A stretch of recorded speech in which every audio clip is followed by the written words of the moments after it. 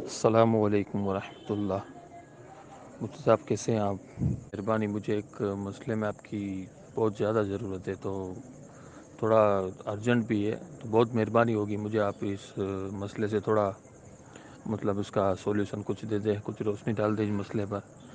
Actually مسئلہ یہ ہے کہ میرا ایک دوست ہے، اس نے ایک گھر خریدا ہے، اس میں ایڈوانس پیسے دیے اور باقی کا پیسہ اس کو ابھی دینا تھا، تو جہاں سے پیسہ آنا تھا وہ پیسہ نہیں آ رہا ہے، لیٹ ہو چکا ہے۔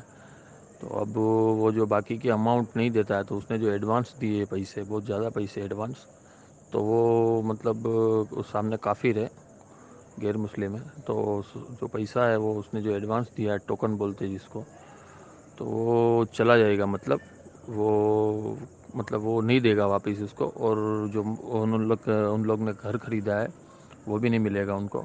تو اب وہ اپنے ایک رشتہ دار سے پیسہ لے رہے ہیں، جو کہ غریب ہے وہ بہت، انہوں نے کچھ 5-6 لاکھ روپے اکاؤنٹ میں ہے ان کا، اور بغیر سود کی نیت سے وہ جو پروفٹ رہتا ہے وہ وہاں سے لیتے ہیں۔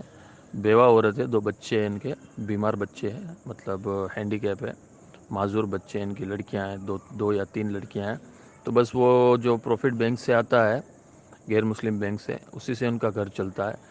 تو وہ جو 5-6 لاکھ روپیہ جو ہے ان کے پاس، وہ ان کو خوشی سے دے رہی ہے میرے دوست کو، اس کی بوا ہے، کہ میں آپ کو دے رہی ہوں۔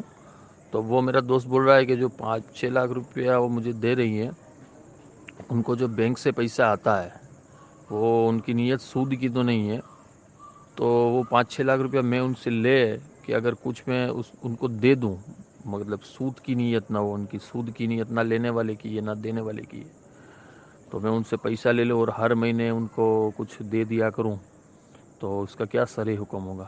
ذرا مہربانی ہوگی، بہت مہربانی ہوگی، اس پہ مجھے روشنی عطا فرما دیجیے، جزاک اللہ۔ السلام علیکم ورحمۃ اللہ۔ وعلیکم السلام ورحمۃ اللہ تعالی وبرکاتہ۔ صورت مسئلہ میں جیسے کہ میں سمجھا ہوں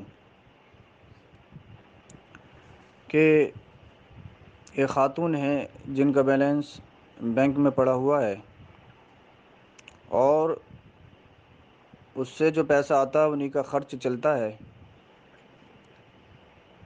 اب کوئی شخص ہیں جن کو پیسے کی ضرورت ہے، اور یہ خاتون بخوشی ان کو اپنا پیسہ دینا چاہتی ہیں، اور ان میں کوئی پرسنٹیج یعنی سود وغیرہ کی کوئی صورت بھی طے نہیں ہو پائی ہے، کتنے پرسنٹیج دینا ہے، نہ لینے والے کی اور نہ دینے والے کی، اور نہ وہاں ایسا عرف ہو۔ لیکن یہ جو لے رہے ہیں، یہ ان خاتون کی مدد کرنا چاہتے ہیں، چونکہ ان کا خرچ اسی سے چلتا ہے۔ تو دیکھیے، اگر بغیر کچھ طے کیے ہوئے اور بغیر کسی رنجش کے کوئی ایسی صورت پیش نہ آئے، اگر آپ اپنی طرف سے تحفتاً ہدیتاً پیش کرنا چاہیں تو کتنے بھی پیش کر سکتے ہیں، یہ تحفہ ہوگا، امداد ہوگی۔ اور سود سے بچنے کی ایک صورت یہ ہے، اگر آپ کو پیسوں کی ضرورت ہے اور آپ نے قرض مانگا، لیکن قرض دینے والا اس پوزیشن میں نہیں ہے کہ آپ کو قرض دے سکے، تو آپ ایک صورت یہ اپنائیں کہ کوئی چیز آپ اپنی ان کے ہاتھوں اتنے پیسوں میں، مثلاً آپ اپنی کوئی چیز 5 لاکھ روپے میں بیچ دیں، اور یہ طے کر لیا جائے کہ 1 سال بعد اسی چیز کو میں 6 لاکھ روپے میں مثلاً خرید لوں گا،